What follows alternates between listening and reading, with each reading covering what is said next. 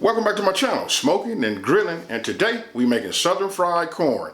Now listen, I'll put in my community tab, talking about southern fried corn, and I'm gonna say about 65% of you guys, those who had heard of it, you know what, you guys had loved it, and then about 35% of everybody said they never even heard of it. Listen, we using check it out. Here we go. You gotta use a cast iron skillet. That right there is what separates it. I mean, you can use anything, don't get me wrong. Hey, you know what? And the kicker is right here, we finna use that bacon.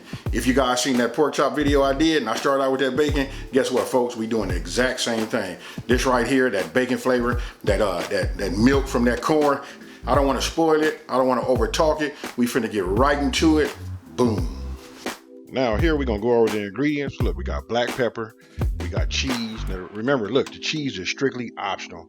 You got 4 tablespoons of butter right there, and then you got a splash. That's supposed to be a splash, but I'm heavy-handed.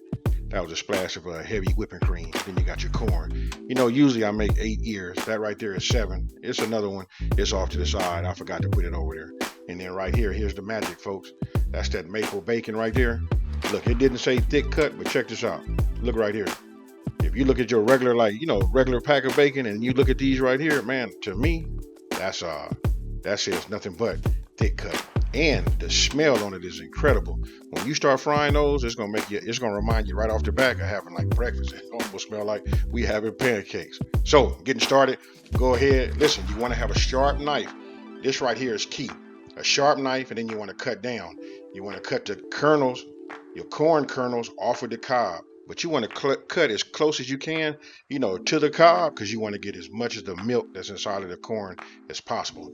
And that there is another reason why they call this Southern style fried corn.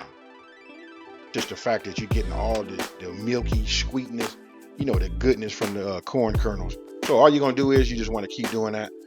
And again, I just use one of my cast iron skillets just to catch all of the corn. You know what? But when you have a sharp knife, as you can see, it just, hey, listen to this. It just cuts like butter. All right. So we're just going to keep doing that. I'm going to keep on doing that. But look, I'm going to try to show you like in a different view. But I just wanted you to, go ahead and just see the process. So here we go. Here's a little bit of a different view. Look how easy that is to cut. But the key is you got to have a sharp blade. I'm going to go ahead and give you guys a pro tip right here. Listen, after you cut your corn off of the cob right there, go ahead and save those. Or you can go ahead and boil them now and get yourself some corn stock. Or you can put them in a Ziploc freezer bag, put them in the freezer and make it later. Great for soups and other dishes. Pro tip.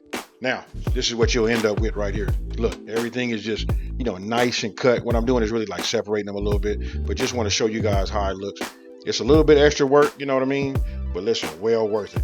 Now here, you just want to go ahead and just, start your bacon. I use 3 slices, but normally I just use 2. Here, I was just liking this maple bacon so much, I went ahead and used, just 3 slices.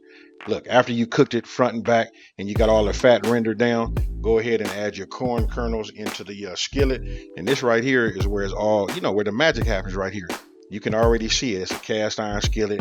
We got bacon fat in there, and then we got that corn. It's nice and sweet, and then we just move it back and forth. Now here we're going to use just 2 tablespoons of butter, and we're going to let that melt down. Now it's up to you how you want to have this.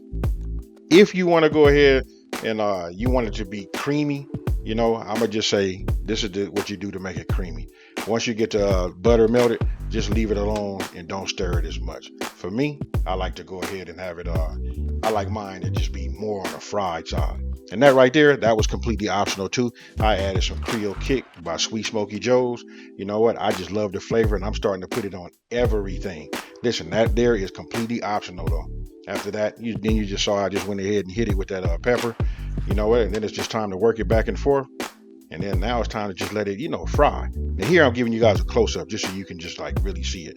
Look right there. That's all. Look at all of the goodness down there on the pan. Hey, I can't. Hey, you know what? I'm smiling. My mouth is watering just talking right now to this mic. Hey, hands down, this is the only way to go. Now go ahead and add your splash of heavy whipping cream in there. And then remember, we had 2 tablespoons of butter left. Then now's the time to go ahead and just add it. Let it melt, stir it around, let it, completely melt and help with the frying process. Right here is where I turn down the fire and just just let it you know, naturally come down from the heat. And I just keep working it back and forth. Now, when you see me with this cheese, again, that's not traditional to being Southern. You know, that's just something that I like. That's completely optional. I'm just showing you guys, you know, and this is what you have when you get done. It might not look like what you guys think when you think about having something fried. I've made them fried hard also, but then it ends up being more on the Spanish side. Right here, we just trying to keep it Southern style. And there you have it, folks. You got Southern fried corn. Hey, hands down, treat yourself. If you love corn, you gotta have it. So there you have it. Super easy to make, not a whole lot of ingredients.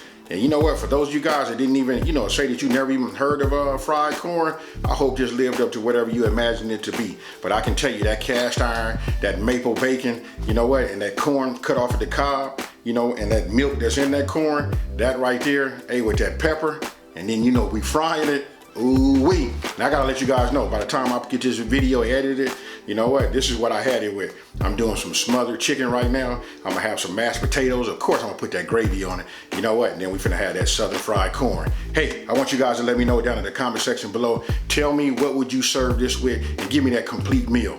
Hey, so if you're new to my channel, let me go ahead and just say, hey, welcome to my channel. I hope you like what you've seen. You know what, I got a lot of different videos. Take a look. Don't forget to subscribe, like this video, and let everybody know. You guys can say it with me that's been here a while. Listen, we're taking the mystery out of cooking and we're simplifying these recipes. And with that being said, you guys, I'm out. Peace.